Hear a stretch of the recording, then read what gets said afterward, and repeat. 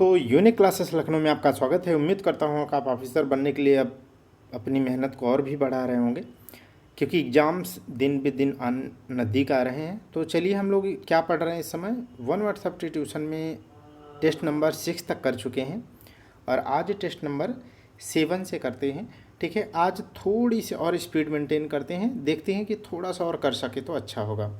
ठीक, तो क्योंकि स्टार्टिंग रहता है तो हम आप एक दूसरे से जुड़ते हैं, उसके बाद क्या है, उसके बाद थोड़ा तेज पढ़ते हैं। तो ये टेस्ट नंबर 7 होगा और ये नहीं लिखा है, टेस्ट नंबर 8 है। नहीं, ये नहीं है, इसको 8 में मैंने काउंट नहीं किया। ये भी पढ़ना है, ये टेस्ट नंबर 8 है, ये पढ़ना है आपको। और यहाँ नहीं आज लिखा हूँ टेस्ट नंबर 9, आज जल्दी में लिखा और टेस्ट नंबर नहीं लिखा हूँ, ये 10। इस तरीके से देखते हैं कि 3 से ज़्यादा हो जाए तो बेहतर है। ठीक, तो चलिए टेस्ट नंबर 7 से स्टार्ट करते हैं। और देखिए, PYQ कराए जा रहा हूँ, जिससे आपको क्या है, थोड़ा सा कॉन्फिडेंस बिल्डअप हो रहा है। धीरे धीरे हम PYQ के माध्यम से आपकी नॉलेज को कंसोलिडेट कर देंगे और आप में विश्वास पैदा कर देंगे, और वही चीज़ है जो आपको सक्सेस के पास ले जाएगी। ठीक है, अगर मैं ये बात का घमंड करूँ, ये बात का कहूँ कि मैं लिख के दे रहा हूँ, मैं पढ़ा दे रहा हूँ, आप बन जाएंगे, नहीं। मैं आपको बस सपोर्ट कर सकता हूँ, हाँ, वो विश्वास पैदा कर सकता हूँ। और वो विश्वास पैदा यदि हो गया आप में, तो माने आपकी गाड़ी निकल पड़ी और आपकी सक्सेस में मेरी गाड़ी निकल पड़ी। ठीक है, मैं आपको एक कोट सुनाता हूँ। सफलता एक चुनौती है, इसे स्वीकार करो। क्या कमी रह गई देखो और सुधार करो। लेकिन इसमें ये मर्म है कि आप पेपर देने के बाद मत सुधार करिए, बल्कि आज पढ़िए। ठीक है, कल आज पढ़िए और कल फिर से सुधार करके कल अच्छा और पढ़िए, फिर कल की कमी को सुधार करके परसों और अच्छा करिए। माने आइडियलिस्टिक की तरफ बढ़िए। ठीक है, जिससे कि क्या है, पेपर के बाद मत सुधार करने की नौबत आए, बल्कि आप क्या है, हर रोज़ आप अपने आप में सुधार कर रहे हों। ठीक है, तो टेस्ट नंबर 7 से पढ़ते हैं। तो चलिए स्टार्ट करते हैं हम लोग। पहला देखिए क्या लिखा है कि आदेश जो निश्चित अवधि तक लागू हो उसे क्या कहते हैं, उसे कहते हैं अध्यादेश। क्या कहते हैं, अध्यादेश। ठीक, या अधिकार, राज्य द्वारा अधिकार पूर्वक जो निकाला गया आदेश होता है उसे भी अध्यादेश कहते हैं। या जो आदेश एक निश्चित अवधि तक लागू होता है उसे क्या कहते हैं, अध्यादेश कहते हैं। और अध्यादेश हम बताए हैं आपको क्या है कि 123 अनुच्छेद के तहत राष्ट्रपति अध्यादेश जारी करता है। ठीक है, अगर संसद कार्यवाही में न हो। और इसी से बनता है 213, राज्यपाल राज्यों की विधान मंडल की कार्यवाही, यदि सदन की कार्यवाही न चलती हो या चलने की स्थिति में न हो तो राज्यपाल अध्यादेश जारी करता है। और ये निश्चित अवधि तक क्यों कह रहा है, क्योंकि एक बार अध्यादेश यदि राष्ट्रपति या राज्यपाल जारी कर देते हैं तो वह 6 माह तक, कब तक, 6 मंथ तक वो लागू होती है। और उसका प्रभाव ठीक विधि के अनुसार ही होती है, उससे कोई कम नहीं होती है। तो 6 माह तक होती है। उसके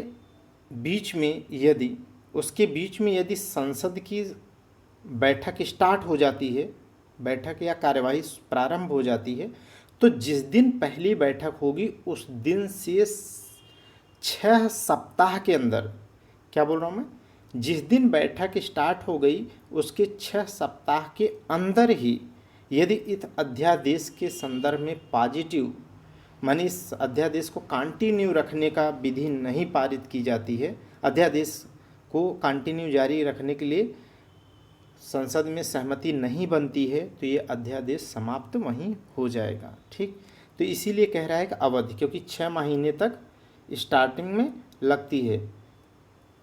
ठीक, आगे देखिएगा, जिसे देखो एज ए ऑफिसर आप पढ़ते हैं तो आप 360 अप्रोच के साथ पढ़ते हैं, आपका माइंड ओपन होता है, रिलैक्स होते हैं। जैसे मैं एकदम देखो पढ़ के आया हूँ, लेकिन वो माइंड सेट नहीं है, पढ़ाने बैठा हूँ अभी। ठीक है, तो अब एकदम फ्रेश माइंड से आपको किस नियत से पढ़ाना, उस माइंड सेट से आपको पढ़ा रहा हूँ। ठीक है, तो आप भी उसी एकदम रिलैक्स मोड में पढ़िए। जिसका आदर न किया गया हो वो क्या है, वो अनादृत है। वो क्या कहलाता है, अनादृत कहलाता है। विधायिका द्वारा स्वीकृत जो नियम होता है उसे क्या कहते हैं? उसे कहते हैं अधिनियम। क्या कहते हैं? अधिनियम। अधिनियम को इंग्लिश में क्या कहते हैं? बिल। ठीक है, क्या बोलते हैं? बिल। लेकिन अर्थात जैसे संसद में दो सदन होते हैं, लोकसभा राज्यसभा, और संसद का अभिन्न अंग होता है राष्ट्रपति, माने लोकसभा और राज्यसभा के द्वारा, ठीक है, यदि पारित कर दिया जाता है विधेयक कोई भी, तब भी वो क्या है? विधेयक है, अधिनियम होता है, तब भी वो क्या कहलाता है? अधिनियम। लेकिन जो थर्ड जो अभिन्न अंग है प्रेसिडेंट, राष्ट्रपति, जब वो अपना यहाँ पर क्या कर दें, जब वो अपना यहाँ पर साइन कर देंगे इस पास हुए विधेयक पर, तब वो क्या बन जाता है? तब वो अधिनियम से क्या बन जाता है? एक्ट बन जाता है। बिल से क्या बन जाता है? एक्ट बन जाता है, माने विधि या कानून बन जाता है। ठीक, तो उसके पहले अधिनियम रहता है। ओके, जिसका उत्तर न दिया जा सके उसे क्या कहते हैं? वो अनुत्तरित है। वो क्या है? माने जिसका उत्तर न दिया गया हो वो क्या है? अभी अनुत्तरित है, उसका उत्तर नहीं दिया गया है। नेक्स्ट देखिएगा, जिसे अधिक बकवास करना न आता हो वो क्या कहलाता है? प्रगल्भ, अप्रगल्भ। जबकि क्या होता है?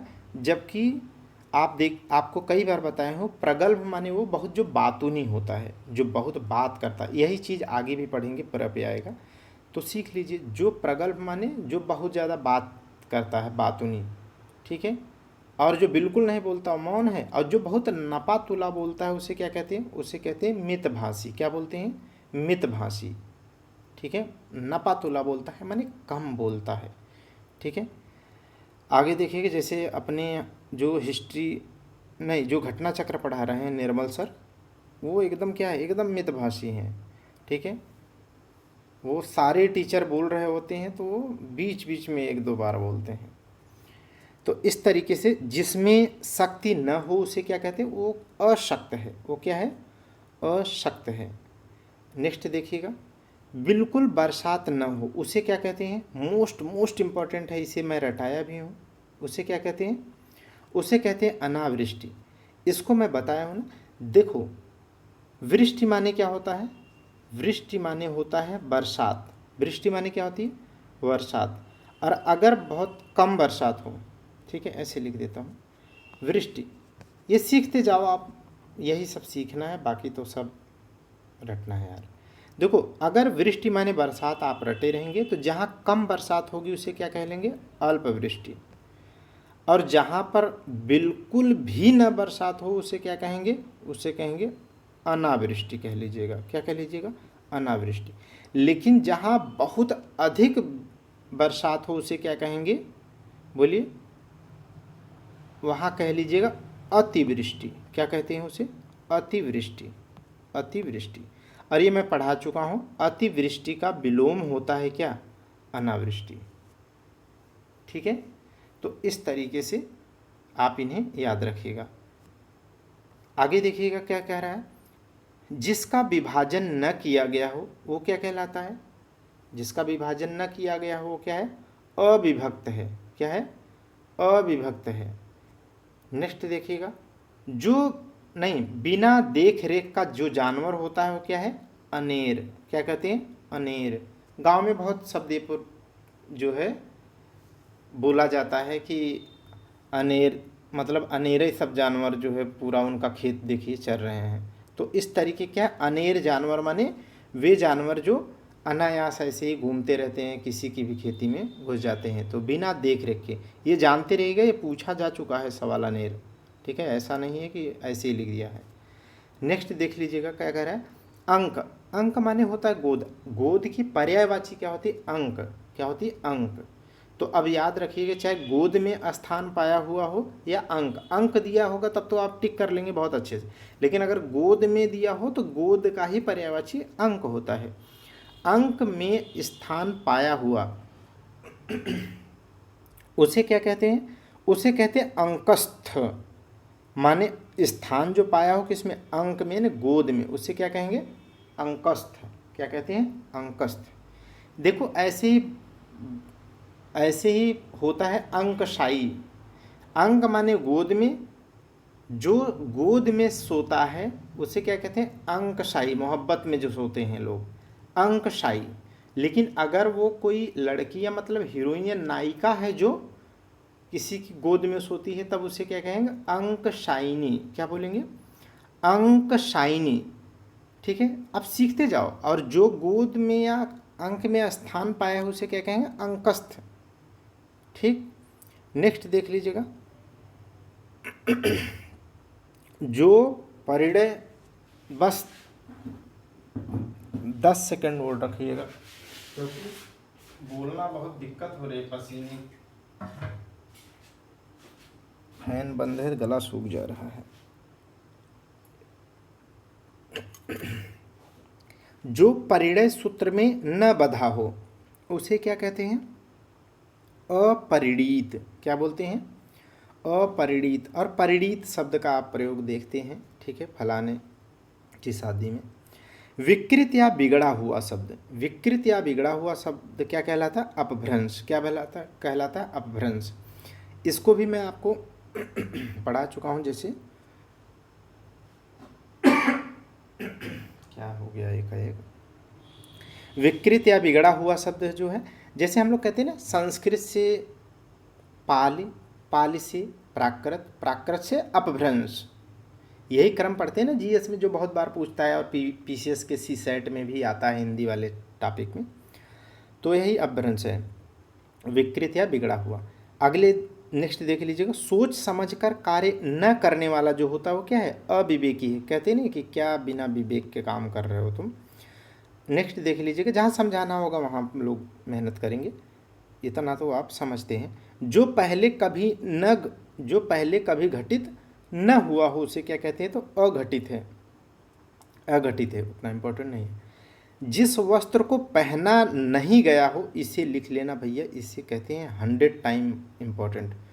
जिस वस्त्र को पहना नहीं गया है उसे क्या कहते हैं, अप्रहत कहते हैं। क्या कहते हैं, अप्रहत कहते हैं। क्या बोलते हैं, अप्रहत। और अप्रहत किसे और कहते हैं, वह खेत जिसे जोता न गया हो। ठीक है, तो ऐसा खेत जो जोता न गया हो उसे भी अप्रहत कहते हैं। और वह वस्त्र जिसे पहना न गया हो उसे भी अप्रहत कहते हैं। और वस्त्र के संदर्भ में एक चीज़ पढ़ चुके हैं, आप पढ़ेंगे, अधो वस्त्र, माने कमर के नीचे वाला जो वस्त्र होता है उसे अधो वस्त्र पहन कहते हैं। ऊर्ध वस्त्र क्या होता है, ऊपर। आगे देखिएगा, देखो आ चुका, ठीक है, देखो आ गया। गोद अंक में सोने वाली जो नायिका है उसे क्या कहेंगे, अंकशायिनी। ठीक है, अंकशायिनी वही बताया था। और जो व्यक्ति होगा या हीरो होगा, ठीक है, तो वो क्या होंगे, वो अंकशायी। वो क्या कहलाएंगे, अंकशायी। बिना पलक गिराए हुए, इसे क्या कहते हैं, इसे कहते हैं अपलक या अनिमेष। इसे लिख लो 100 नहीं बल्कि 1008 बार स्टार लगा लो। बस इतना फोकस करके कर रहा हूँ। अनिमेष, अनिमेष, या इसी को क्या कहेंगे, अपलक या अनिमेष या निर्निमेष भी कहेंगे। क्या कहेंगे, क्या कहेंगे, निर्निमेष भी कहेंगे, निर्निमेष। ठीक है, ये भी कहेंगे, अपलक, अनिमेष, निर्निमेष। और ये बहुत आता है। न करने योग्य जो है वो क्या है, माने जो करने योग्य ही नहीं है वो अकरणीय है। वो क्या है, अकरणीय है। ऐसा शब्द आप पढ़ चुके हैं, जैसे जिसका वाचन न किया जा सके उसे अनिर्वचनीय कहते हैं। जिसे कहा न जा सके उसे आपने पढ़ा अकथनीय कहते हैं। जो करने योग्य न हो अकरणीय है। ठीक, सीख जाओ आप। नेक्स्ट देखिएगा, जो किसी की ओर मुख किया हो उसे क्या कहते हैं, अभिमुख। ये बहुत इंपॉर्टेंट है, उसे क्या कहते हैं, अभिमुख। ये जानते हैं बहुत अच्छे से, कहाँ पढ़ते हैं मैं आपको बताता हूँ। ठीक है, थोड़ा सा आप रिलैक्स मोड में आओ, एज ए ऑफिसर वाला पॉइंट ऑफ व्यू से पढ़िए, तब मैं आपको सिखाऊँ। देखो, जब हम देखते हैं कि ऐसे पहाड़ है ना, पर्वत है, जब मान लीजिए दक्षिण पश्चिम मानसून इस तरीके से आया या कोई भी पवन आ रही है जो बारिश कराती है, तो इससे क्या है, इसी पर्वत से टकरा करके क्या है, ऊपर की ओर उठती है, तो यहाँ पर संवहनी वर्षा होती है। और इसे क्या कहते हैं, इसे कहते हैं, ठीक है, पर्वत जनित वर्षा। ठीक है। तो इस कारण से जो ये वाला पार्ट है ना, जहाँ से टकरा रही है हवा, ऊपर उठ रही है, संवहनी वर्षा हो रही है, कन्वेक्शनल रेनफॉल हो रही है, ये वाले हिस्से पर बल भर बारिश होती है, खूब बारिश होती है, लेकिन ये पीछे वाला हिस्सा बारिश से क्या हो जाता है, वंचित रह जाता है। अब यहाँ पर ये शब्द आप पढ़ते हो, इसे तो इस वाले क्षेत्र को क्या कहते हैं, इसे कहते हैं अनावृष्टि क्षेत्र, इसे कहेंगे अतिवृष्टि, बल भर बारिश होगी। यहाँ पर ये आच्छादित रहता है, माने कहते हैं वर्षा से रहित, ठीक है। वृष्टि छाया क्षेत्र, इसे क्या बोल देते हैं, वृष्टि छाया क्षेत्र। अब यहाँ पर ये शब्द कैसे यूज होता है मैं बता देता हूँ। इसे कहते हैं, इस वाली लाइन, इस फ्रंट को क्या बोलते हैं, पवनाभिमुख, क्या बोलते हैं, पवनाभिमुख, ठीक है। और ये क्या होगा, पवनाभिमुख, क्योंकि इससे विमुख है, और ये क्या है, पवनाभिमुख। तो अब आपको ये प्रैक्टिकल आपको सिखा दिया, तो अब गलत मत कर देना, पवनाभिमुख ऐसा मत कह देना कि जो पीछे वाला हिस्सा हो, ठीक है, बल्कि जो किसी की ओर मुख किया है वो क्या है, अभिमुख है।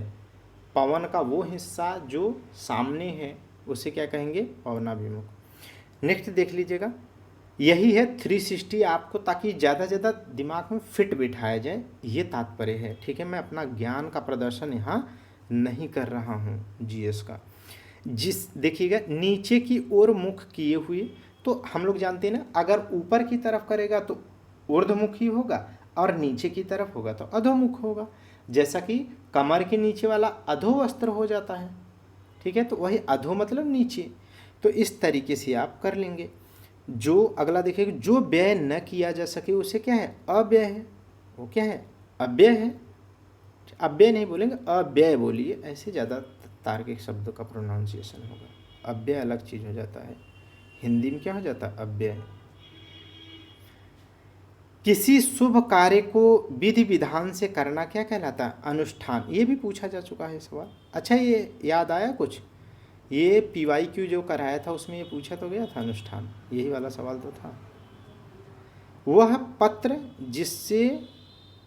पत्र जिसमें किसी को कोई काम करने का अधिकार दिया गया हो, उसे क्या कहते हैं, अधिपत्र कहते हैं। क्या बोलते हैं, अधिपत्र, ठीक। अधिकार या कब्जे में आया हुआ उसे क्या कहेंगे, अधिकार या कब्जे में आया हुआ जो है उसे क्या कहेंगे, अधिकृत है। वो क्या है, अधिकृत है, ठीक है। वो लिखते नहीं है अधिकृत फलाना LDA अधिकृत क्षेत्र, लिखते हैं ना, लखनऊ डेवलपमेंट अथॉरिटी अधिकृत क्षेत्र फलाना क्षेत्र, माने आर्मी वाले क्षेत्र में लिखा रहता है। तो अधिकृत माने अधिकार या कब्जे में आया हुआ, तो वो अधिकृत है।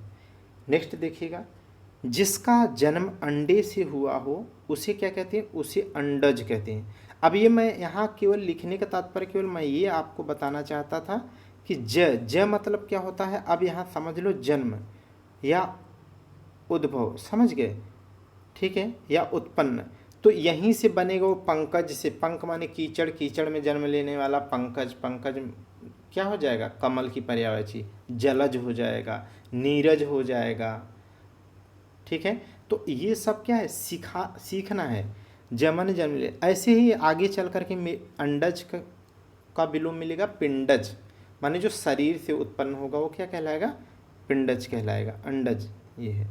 आगे देखिएगा, अब बताइए, जब मुर्गी पहले होती है कि अंडा पहले होता है, ये बकवास वाला सवाल आज तक है। न हो सकने वाला क्या है, अशक्य, माने जो यहाँ पर देखो शक करने वाली बात नहीं है कि माने उन पर आप जो है शक कर रहे हैं, ठीक है, ये वाली बात नहीं है। न हो सकने वाला है, ये अशक्य है, अशक्य है। ओके, देखिएगा, ये टेस्ट नंबर 8 है जो लिखा हुआ नहीं है, आज ही इसको लिखा और लाइब्रेरी में ही स्कैन कर लिया, तो ध्यान नहीं है। टेस्ट नंबर 8 है। यहाँ पर देखिए क्या कह रहा है, एक एक करके पढ़ते हैं। अध्ययन या पढ़ने वाला, अध्ययन या पढ़ने वाला, इसे क्या कहेंगे, अध्येता। क्या कहेंगे, अध्येता, ठीक। अध्येता माने पढ़ने वाला या अध्ययन करने वाला। नेक्स्ट देख लीजिएगा, किसी वस्तु को प्राप्त करने की तीव्र इच्छा। बहुत अच्छे से इसको आपको रटाया हूँ, ठीक है। इसे मोस्ट इम्पॉर्टेंट कर लीजिएगा। ये कई हमारे साथ अगर इतने दिन से आप पढ़ रहे हैं तो ये सब शब्द नए नहीं लगेंगे, बहुत अच्छे से मैंने आपको इसका जिक्र किया है। जब जो है बौद्ध दर्शन की बात किया तो वहाँ पर भी अभिप्सा, अभिप्सा माने बहुत तीव्र इच्छा, जो आपको बाद में क्या होती है, बहुत तकलीफ देती है, ठीक है। तो वो अभिप्सा है, माने बहुत मध्यम मार्गी नहीं, बहुत तीव्र इच्छा। अतिवादी वाली बात है, तो अतिवाद क्या है, हमेशा आपको क्या करेगा, निश्चित तौर पे दुख ही पहुंचाएगा। किसी वस्तु का अंदर या भीतरी जो भाग होता है उसे क्या कहते हैं, अभ्यंतर कहते हैं। क्या बोलते हैं, अभ्यंतर बोलते हैं। अगर एक प्रत्यय लग जाएगा तब हो जाएगा आभ्यंतरिक, ठीक है। अभी क्या होता है, वो अभ्यंतर।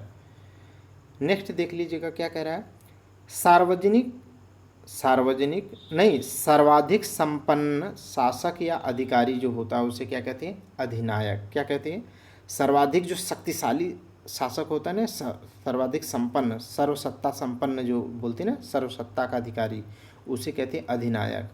अधिनायक जानते हैं अधिनायक कौन था? ठीक है, देखो आप देखेंगे तो जर्मनी है ना, जर्मनी में जो हिटलर है ना, हिटलर जो है ये नाजीवाद को मानता है, नाजीवादी विचारधारा को मानता है, ठीक है। तो ये नाजीवादी जो विचारधारा है ना, ये विचारधारा ही क्या है, यही विचारधारा अधिनायकवाद कहलाती है। और ऐसे ही इटली में एक विचारधारा हुई, उसे कहा गया फांसीवादी विचारधारा। क्या बोला गया, फांसीवादी विचारधारा। और वो फांसीवादी विचारधारा ही क्या थी, माने नाजीवादी और फांसीवादी जो विचारधारा है वो अधिनायकवादी विचारधारा है, और उसको मानने वाला जो शासक होता है वो अधिनायक होता है।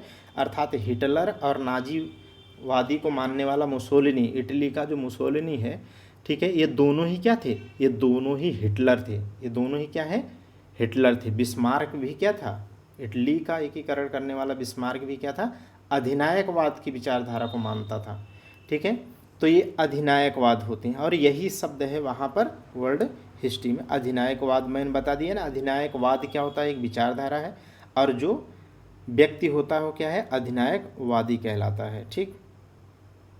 अच्छा हाँ, यहाँ पर देखो अधिनायकवादी होना चाहिए, ठीक है। अधिनायकवाद तो एक विचारधारा है, लेकिन यहाँ पर क्या है, एक व्यक्ति, अच्छा नहीं, यहाँ पर सही लिखा है, मैं ऊपर वाली बात तो पढ़ा ही नहीं, देखो, लेकिन पढ़ने पर आइडिया लग जाती है कि क्या है। सर्वाधिक संपन्न शासक या अधिकारी जो होगा वो तो अधिनायक कहलाएगा ना, क्योंकि वो विशेषण है, और वो बात, वो विशेषता क्या है, वो विशेषता अधिनायकवाद कहलाती है। जैसा मैंने बताया, फांसीवादी और नाजीवादी जो विचारधारा है वो अधिनायकवादी विचारधारा है, जबकि उसको मानने वाला हिटलर और मुसोलिनी या बिस्मार्क क्या हैं, अधिनायक थे। नेक्स्ट देख लीजिएगा, सीमा का अनुचित उल्लंघन करना क्या कहलाता है, अतिक्रमण। क्या कहलाता है, अतिक्रमण। जैसे पैंगोंग सी लेक के क्षेत्र में, ठीक है, या डोकलाम विवाद जो था, ऐसे क्षेत्रों में चाइना क्या कर रहा है, अतिक्रमण कर रखा है, ठीक है। या पीओके क्या है, पाक ऑक्युपाइड कश्मीर क्या है, अतिक्रमण है, ठीक है।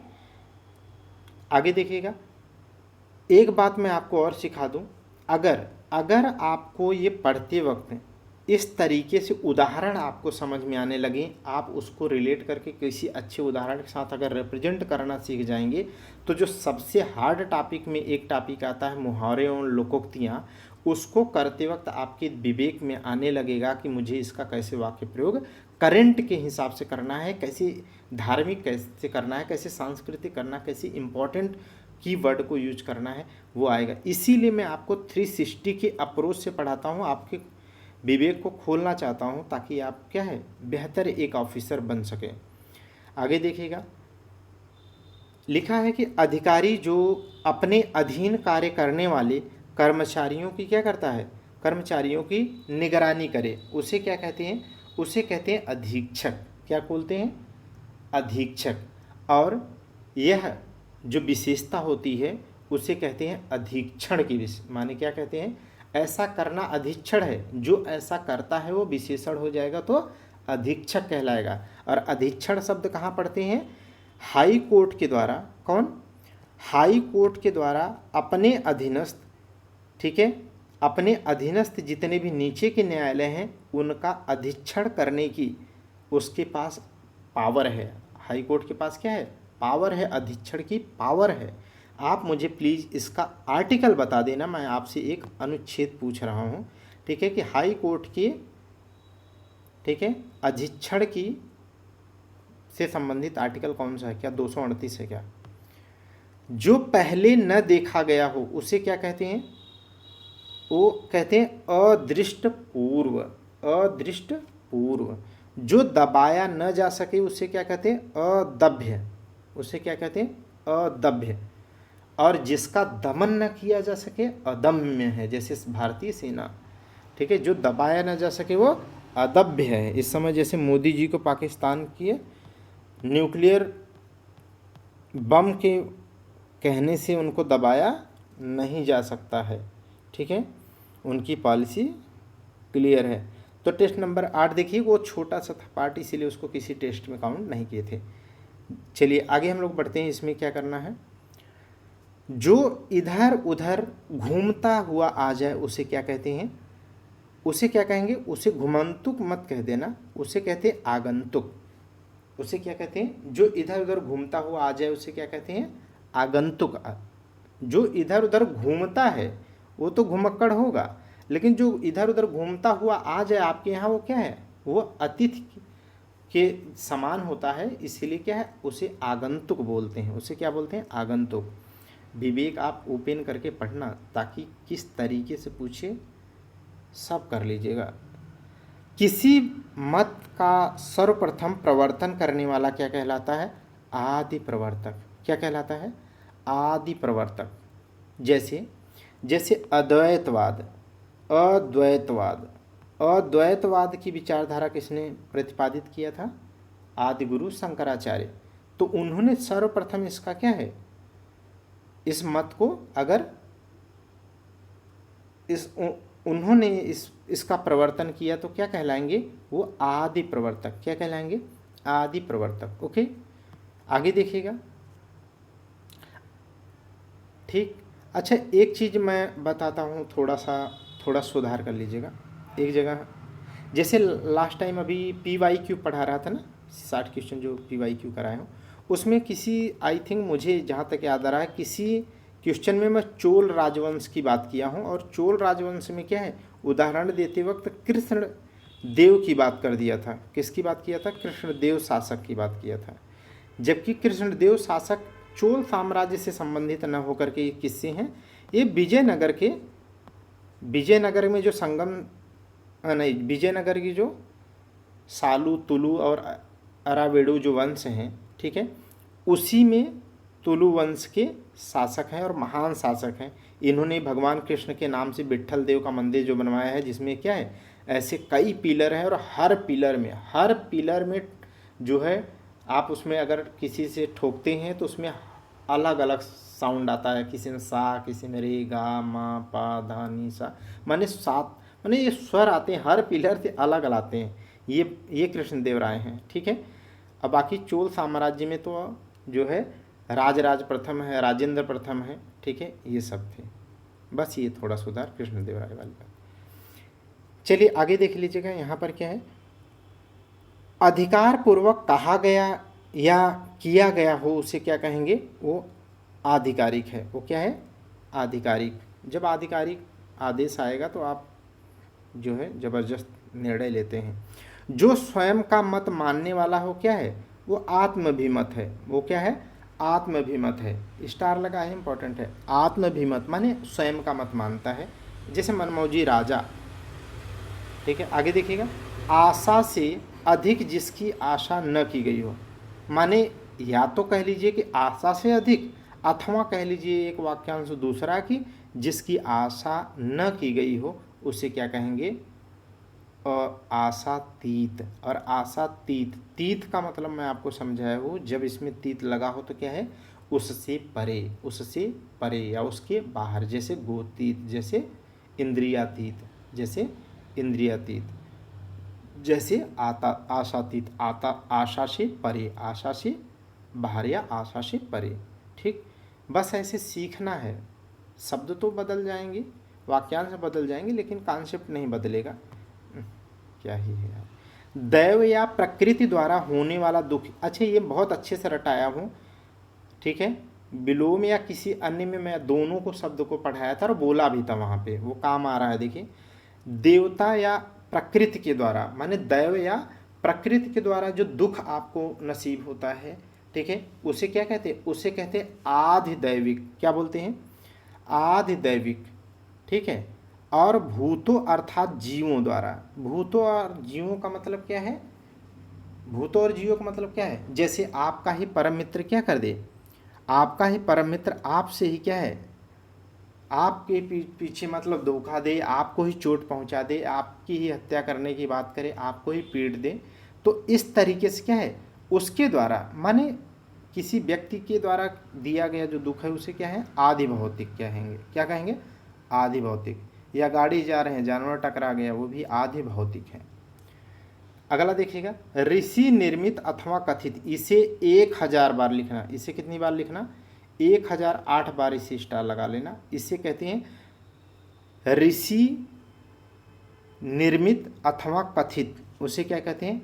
आर्ष। क्या कहते हैं? आर्ष। और मैं एक चीज़ यहाँ और बता देता हूँ, जो ऋषि है, ठीक है, ऋषि का जब विशेषण पढ़ोगे तो उसका विशेषण होगा आर्ष। क्या होगा? आर्ष। चलिए आगे, मतलब ये जानते रहेगा, ऋषि निर्मित अथवा कथित जो बात होती है उसे क्या कहते हैं? आर्ष। ठीक, नेक्स्ट देख लीजिएगा, आदि से अंत तक। इसे भी मोस्ट इंपॉर्टेंट है। अनंत मत लगाना, ये होता है आद्योपांत या आद्यंत। आद्योपांत या आद्यंत, आद्योपांत या आद्यंत, आदि से अंत तक। अनंत मत लगाना। नेक्स्ट देखिएगा, आंतों में होने वाला। आंतों में होने वाला कोई विकार भी हो सकता है, मन आंतों में अगर कोई चीज़ हो रही है तो उसे कहते हैं आंतरिक। क्या बोलते हैं? आंतरिक। नेक्स्ट देखिएगा, आकाश को चूमने वाला, वो है आकाश चुंबी या गगन चुंबी। नेक्स्ट देखिएगा, भगवान के सहारे अनिश्चित आय। ये मैं आपको जो PYQ करा रहा था उसमें बता चुका हूँ। उसे आकाश वृत्ति कहते हैं। वृत्ति माने आजीविका, ठीक है, और आकाश माने वही की माने भगवान के भरोसे, या जिसकी ऐसी वृत्ति माने जीविका जो निश्चित न हो, जिसका कोई निश्चित जो है ना हो, तो उसे भी क्या कहते हैं? आकाश वृत्ति बोलते हैं। तो भगवान के सहारे अनिश्चित आय को क्या कहते हैं? आकाश वृत्ति। जैसे एक क्या है? योगी। एक योगी क्या है? माने भटकता हुआ, मांगता हुआ जाता है, तो उसकी जो वृत्ति है वो क्या है? आकाश वृत्ति है, क्योंकि वो निश्चित नहीं है, किसी दिन मिलेगा, किसी दिन नहीं मिलेगा। जैसा कि आप जो है, जो परम पूज्य माने इस समय बहुत प्रसिद्ध जो है संत हैं प्रेमानंद जी महाराज, वो बोलते थे ना, उनको सुना है आपने, वो कहते थे ना कि किसी दिन मिलता और किसी दिन रोटी नहीं मिलती थी, तो वो एक घर जाते थे, वहाँ पर अनिवार्य रूप से रोटी वो मतलब खाना देते ही देते थे। ठीक है, तो वही है वो। क्यों? क्योंकि वो भगवान भरोसे माने आकाश वृत्ति है। वो क्या है? आकाश वृत्ति। आगे देखिएगा, जो परंपरा से सुना हुआ है उसे क्या कहते हैं? उसे कहते हैं आनुश्राविक। मोस्ट इंपॉर्टेंट है। इसे क्या कहते हैं? आनुश्राविक। जो परंपरा से सुना हुआ है उसे आनुश्राविक क्या कहते हैं? आनुश्राविक। जिस पर आक्रमण हो, जिस पर आक्रमण हो वो क्या कहलाता? वो आक्रांत कहलाता। माने जिस पर हुआ वो आक्रांत है, और जो आक्रमण करता है वो क्या कहलाता? आक्रांता। क्या कहलाता? बोलिए जल्दी से। आक्रांता। ठीक है, जैसे 712 ईस्वी में कौन? मोहम्मद बिन कासिम। ठीक है, तो वो क्या है? आक्रांता था। वो कहा था, क्या था? आक्रांता। जैसे बाद में क्या है? महमूद बिन वो गजनवी है, मोहम्मद गौरी है। ठीक है, ये सब क्या है? आक्रांता है। तो वो आक्रमण करने वाला आक्रांता, लेकिन जिस पर आक्रमण हुआ वो आक्रांत। वो क्या है? आक्रांत। जैसे हिंदू राजा दाहिर पर आक्रमण हुआ तो क्या है? वो आक्रांत। आक्रमण करने वाला क्या है? आक्रांता या आक्रमणकारी होता है, दोनों होता है। ये देख लो, ये अग्नि का विशेषण आग्नेय होता है, और आग्नेय का मतलब होता है अग्नि से संबंधित, अग्नि से संबंधित। वह स्त्री, ये मोस्ट इम्पोर्टेंट है भैया, देख लो, स्त्री वाली बात आए तो हमेशा वह स्त्री जिसका पति परदेश से लौटा हो, उसे क्या कहेंगे? उसे कहते हैं आगत पति का। क्या बोलते हैं? वह स्त्री जिसका पति परदेश से लौटा हो उसे कहते हैं आगत पति, आगत पति का, मोस्ट इम्पोर्टेंट, आगत पति का। जबकि जबकि वह स्त्री जिसका पति परदेश से आने वाला हो उसे कहते हैं आगमिष्यति पति का, आगमिष्यति पति का। ठीक है, तो आगमष्यति पति का जो मतलब आने वाला है, और जो आ रहा है उसे आगत पति का कहेंगे। ऐसे आगे पढ़ेंगे कि वह स्त्री जिसका पति परदेश जाने को है उसे क्या कहेंगे? प्रोषित पति का। क्या बोलेंगे? प्रोषित पति का। वो पर पढ़ेंगे, लेकिन सुने रहिए। आगत पति का, आगमष्यत पति का और प्रोषित पति का, और एक प्रवत्त पति का भी पढ़ेंगे। क्या पढ़ेंगे? अब मैं चारों बोलूँगा, ठीक है, आप भी सुनते रहना। यही तो 360 पढ़ने का मतलब है। क्या क्या पढ़ेंगे? 1, 2, 3 और 4 एक साथ बोलना है। 4 क्या क्या पढ़ेंगे? एक बोलेंगे आगत पति का, एक बोलेंगे आगमष्यत पति का, एक बोलेंगे प्रोषित पति का, एक बोलेंगे प्रवत्त पति का। अब इसमें क्या होगा? आगत पति का जिसका पति परदेश से लौटा हो आगत पति का है, और जिसका लौटने वाला हो वो आगमष्यत पति का है, और जिसका पति परदेश जाने को है, माने जिसका पति जाने को है माने तैयार है, माने अब जाएगा, वो होगा प्रवत्त पति का। वो क्या हो जाएगा? प्रवत्त पति का। और जिसका पति परदेश चला गया होगा वो क्या हो जाएगा? प्रोषित पति का। वो क्या हो जाएगा? प्रोषित पति का। ठीक, तो अब चारों याद रखना। आगे देखिए, आकाश में उड़ने वाला क्या है? उसे क्या कहते हैं? आकाशचारी, माने कहते हैं ना चर, चर माने चलना। ठीक है, तो इस तरीके से आकाशचारी है। जन्म भर, उसे क्या कहते हैं? आजन्म, जन्म भर। ठीक है, आजन्म। जिस पर, अगला देखिएगा, जिस पर किसी का आतंक छाया हो उसे क्या कहते हैं? वो आतंकित है। वो क्या है? आतंकित है। जैसे कुछ लोग क्या है, सेकुलरिज्म का जो है चादर ओढ़े रहते हैं, वो क्या बोलते हैं कि आतंक मुझ पे छाया है, आतंकित हूँ। ठीक है, भय है, डर है, तो आतंकित माने समझ गए। अगला देखिएगा, आत्मा और ईश्वर से संबंध रखने वाला, आत्मा और ईश्वर से संबंध रखने वाला क्या कहलाता है? उसे कहते हैं आध्यात्मिक। ठीक है, और आध्यात्मिक, यही जो 2 शब्द लिखे ना, आत्मा और ईश्वर से संबंध, ये किस में जिक्र किया गया है? वेदों में किया गया है? नहीं। पुराणों में किया गया है? नहीं। लेकिन अगर वेद पुराण सब में है, लेकिन वेद पुराण सब में ऑप्शन हो और एक ऑप्शन हो उपनिषद। क्या हो? उपनिषद या वेदांत। उपनिषद को ही वेदांत कहते हैं। तो ये आंसर सही हो जाएगा, क्योंकि इसका मूल जो विषय है भारतीय दर्शन में, ठीक है, वो क्या है? आत्मा और ईश्वर से संबंध, अर्थात आध्यात्मिक विषय पर चिंतन करना।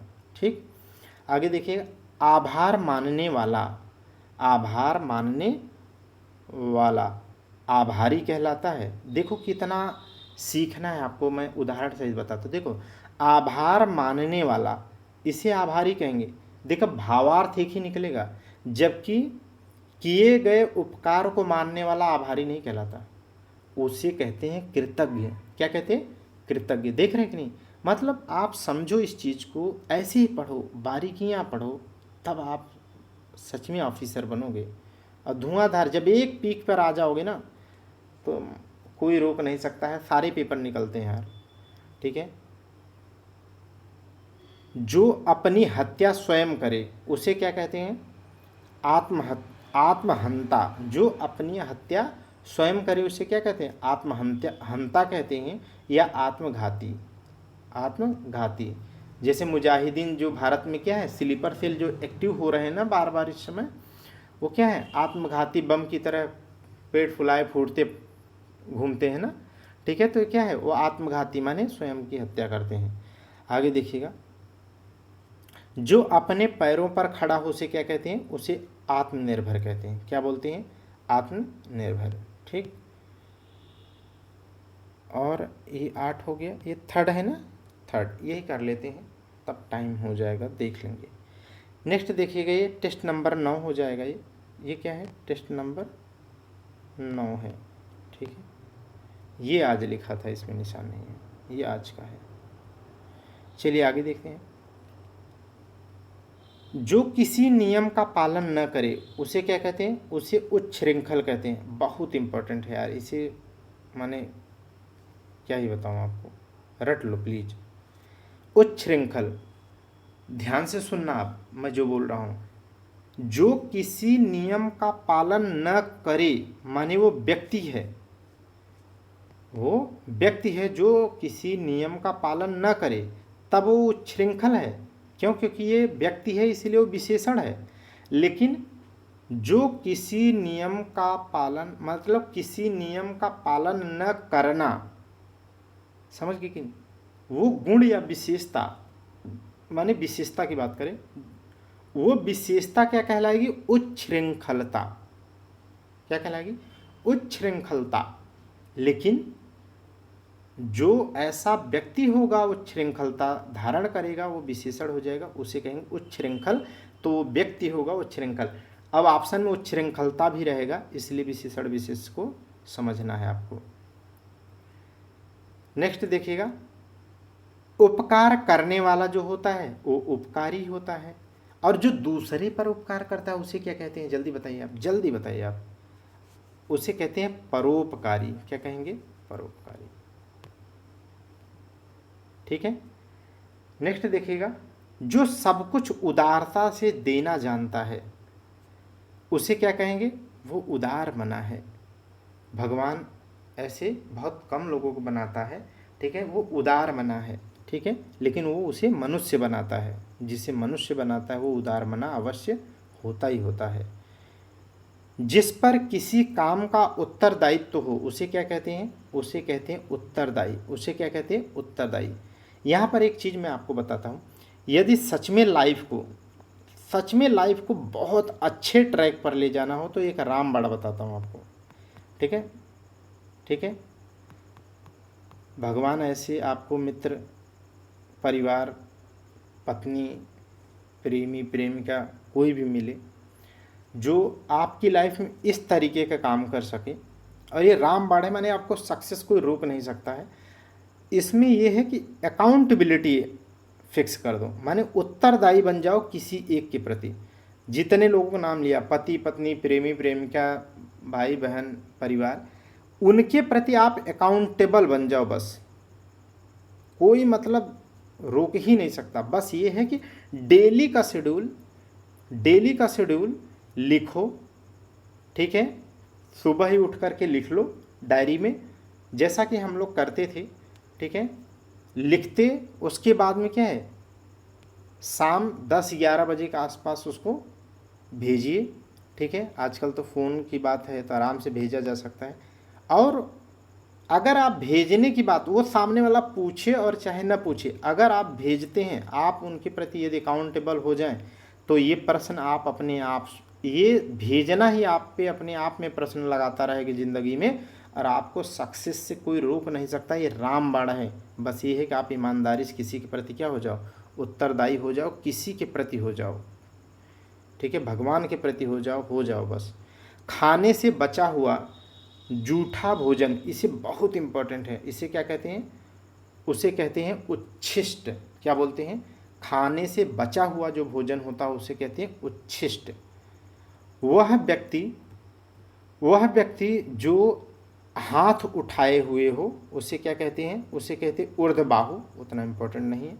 जो छाती या पेट के बल चलता है उसे क्या कहते हैं, बहुत इंपॉर्टेंट है, उसे कहते हैं उरग। उर माने क्या होता है, उरग, ठीक है। सर्प माने, उरग माने पेट के बल चलना, छाती के बल चलना, तो उसे क्या कहें, सर्प भी पेट के बल चलता है ना, तो वो चीज़ें, ठीक, मोस्ट इंपॉर्टेंट है। अगला देखिएगा, जिसमें नहीं, जिससे उपमा दी जाए, ध्यान से सुनना, जिससे उपमा दी जाए वो उपमान है, और जिसकी उपमा दी जाए वो उपमेय है।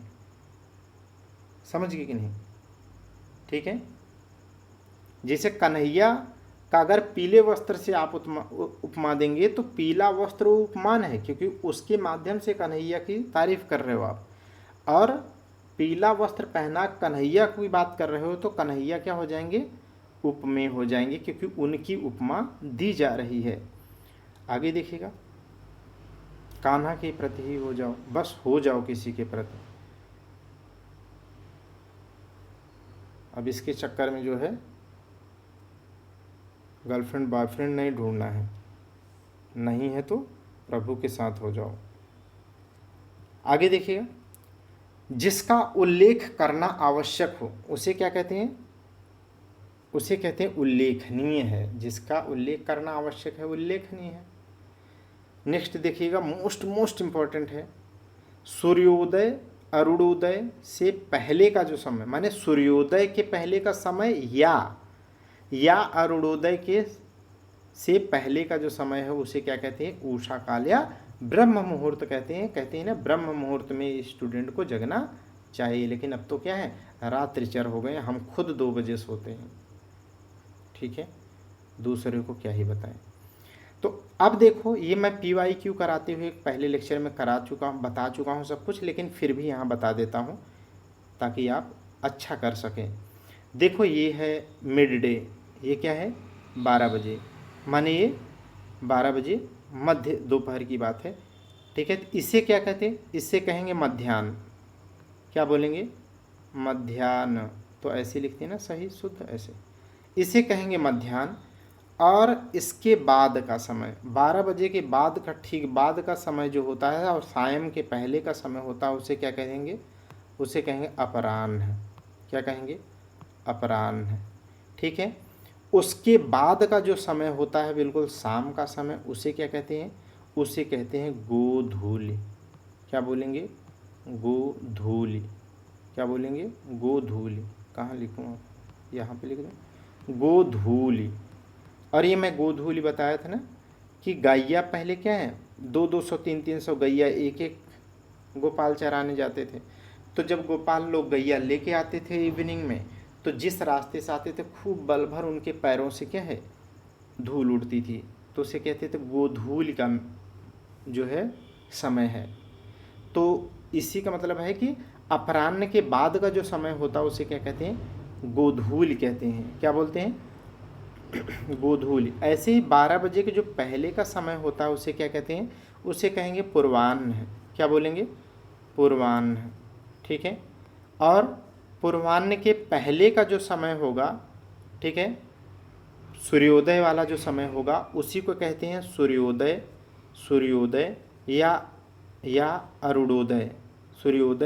सूर्योदय बोलेंगे या अरुणोदय बोलेंगे, लेकिन सूर्योदय और अरुणोदय के ठीक पहले वाला जो समय होता है उसे क्या कहते हैं? उसे कहते हैं उषा काल या ब्रह्म मुहूर्त। जैसे गोधूलि है इस साइड में, ऐसे उस साइड में क्या होता है? उषा काल या ब्रह्म मुहूर्त। उषा काल मत कहना, उषा काल, ब्रह्म मुहूर्त।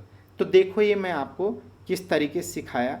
ठीक है, ऐसे ही 360 का अप्रोच है। अब ऐसे ध्यान दे लेंगे, ये मध्याह्न हो गया, ये अपराह्न हो गया, ये गोधूलि हो गया। ठीक है, इधर आएंगे पूर्वाह्न हो जाएगा, इधर आएंगे तो अरुणोदय या सूर्योदय हो जाएगा। उसके भी पहले की बात करेंगे तो उषा काल या ब्रह्म मुहूर्त हो जाएगा। ऐसे गोधूलि के बाद का समय जो होता है वह सायं काल होगा। सायं काल के बाद का जो समय होगा मध्य रात्रि वाला, उसे निशीथ कहेंगे। उसके बाद का समय, निशीथ के बाद का क्या होगा अभी दिमाग में नहीं आ रहा। ठीक है, तो ऐसे उसका भी होगा, तो जब आ जाएगा तो मैं आपको ये सब बता दूंगा। ठीक है, दिमाग में जब आ जाएगा तो भी बता दूंगा। पर्वत के पास की, इसे बहुत इम्पोर्टेंट है, प्लीज़ इसे रट लीजिएगा। पर्वत के पास की भूमि या तलहटी जो भूमि होती है उसे, या तराई भूमि होती है उसे क्या कहते हैं? उसे उपत्यका कहते हैं। क्या बोलते हैं? उपत्यका। अब मैं इसको सिखा देता हूँ। जैसे ये बृहत हिमालय, ये उससे कम ऊंचा मध्य हिमालय, और ये शिवालिक हिमालय, और इधर का क्या है? इधर भांबर और भांबर, उसके बाद क्या है तराई, फिर उसके बाद क्या आता है मैदानी क्षेत्र, जो गंगा यमुना का जैसे मैदानी क्षेत्र। अरे यार क्या है लिखा, ठीक है। सबसे ऊंचा क्या है बृहद हिमालय, उससे कम, अरे यार इतनी अपनति होती नहीं है। बृहद हिमालय,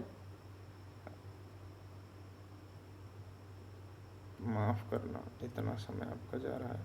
बृहद हिमालय ऐसे क्योंकि घाटी नहीं बन रही थी ना, मध्य हिमालय और शिवालिक हिमालय, और इस तरीके से क्या है इधर भांबर क्षेत्र, और उसके बाद क्या होता है तराई क्षेत्र, उसके बाद क्या होता है मैदानी क्षेत्र, फिर नदियाँ समुद्र में।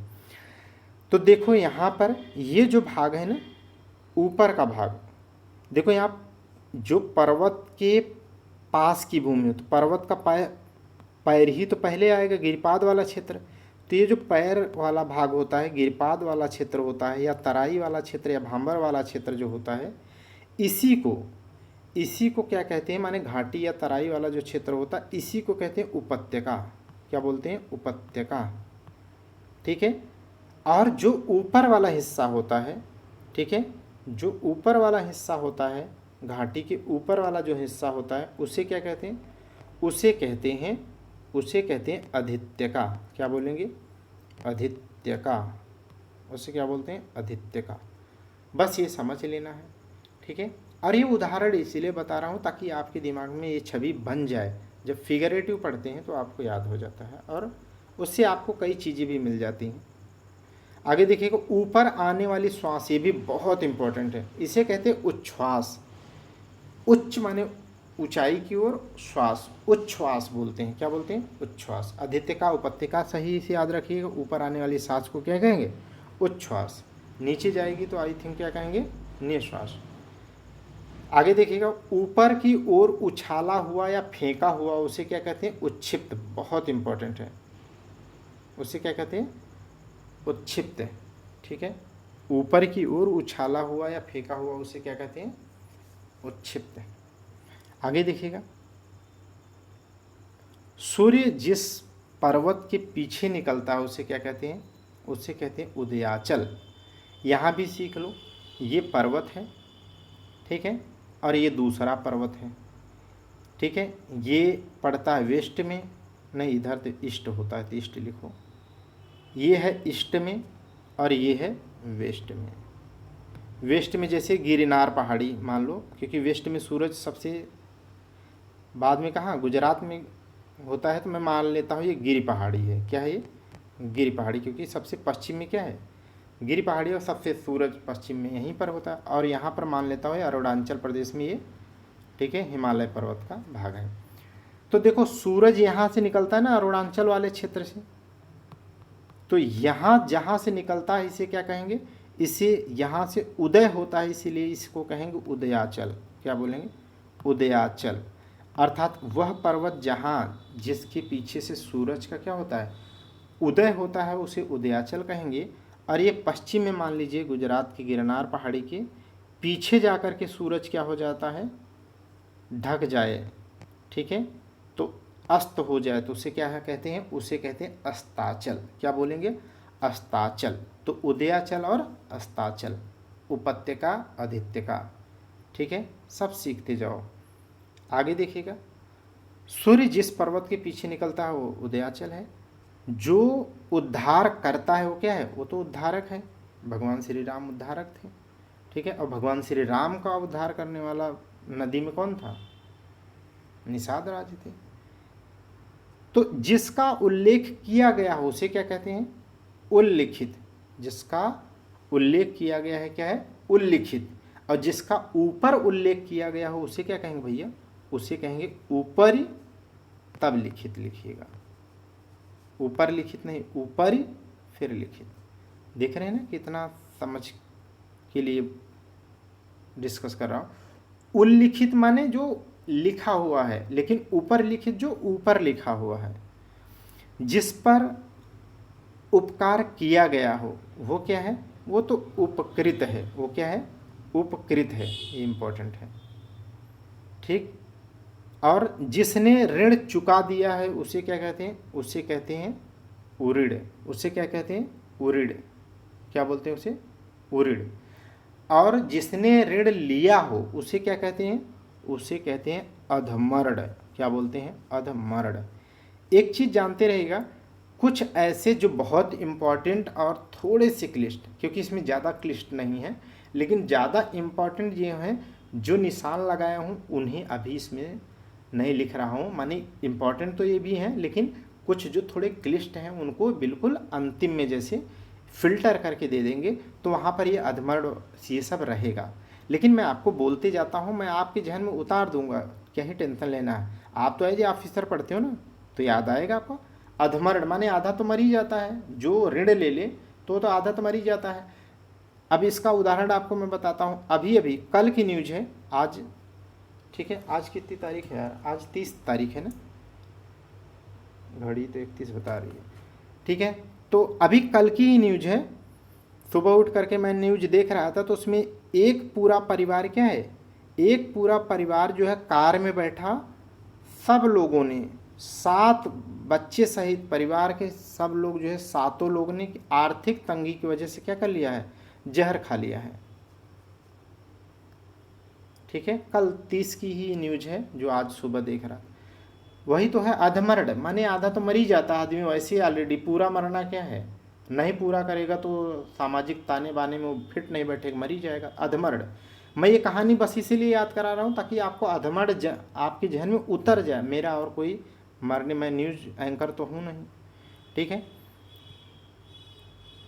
निरंतर, तो उऋण समझ गए, जिसने अपना ऋण चुका लिया हो उऋण है। जैसे आप जब शादी कर लेंगे ना, शादी करने के बाद जब पुत्र या पुत्री का जन्म हो जाएगा आपके यहाँ, माने एक परिवार अगला परिवार के लिए जन्म दे देंगे, ठीक है, तब आप पितृ ऋण से क्या हो जाएंगे, उऋण हो जाएंगे।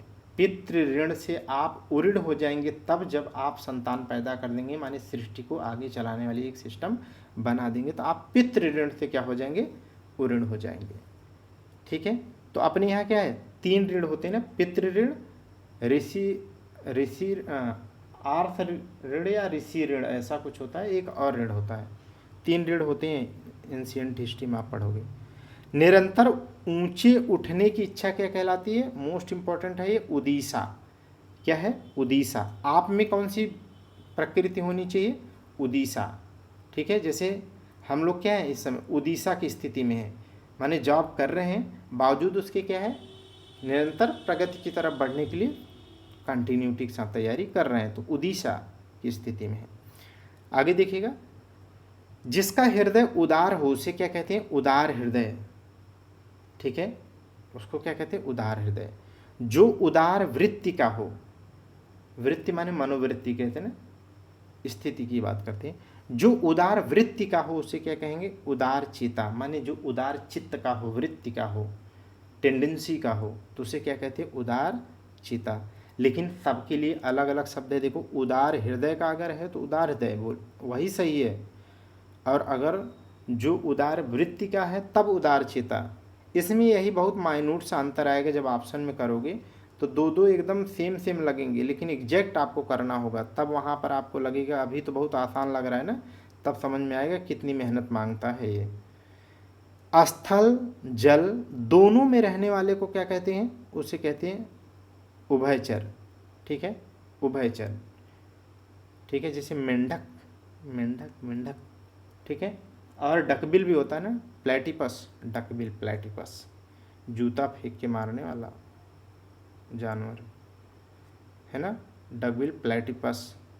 एकमात्र ऐसा स्तनपायी है, एकमात्र नहीं 2 हैं ऐसे, वो एक प्रमुख स्तनपायी है डकबिल प्लेटिपस, जो क्या है, स्तनधारी होकर के भी अंडे देता है। ठीक है, इसे यूट्यूब में आप सर्च कर लेना, उसकी चोंच बत्तख के जैसी होती है, पानी में दोनों में रह लेता है, वो उभयचर है। जो धरती, देखा करिए यूट्यूब पे देख लेना चाहिए, उससे याद हो जाता है फिगर देखने से। जो धरती फोड़ कर जन्मता हो तो उसे क्या कहें, उद्भिज। उसे क्या कहते हैं, उद्भिज। ठीक है, उसे क्या कहेंगे, उद्भिज। आगे देखिएगा, जिसने अपने वीर्य को कपाल में चढ़ा लिया हो, बहुत इंपॉर्टेंट है, पेपर के लिहाज से बहुत इंपॉर्टेंट है। ऊर्ध्वरेता बहुत इंपॉर्टेंट है, डबल स्टार लगा है। ऊर्ध्वरेता। ठीक है, कपाल में चढ़ा लेने का मतलब ये होता है कि वीर्य पर नियंत्रण स्थापित कर लेना, कपाल में नहीं चढ़ती माने, ठीक है, नियंत्रण की बात होती है। तो इस तरीके से उसे क्या कहते हैं, ऊर्ध्वरेता।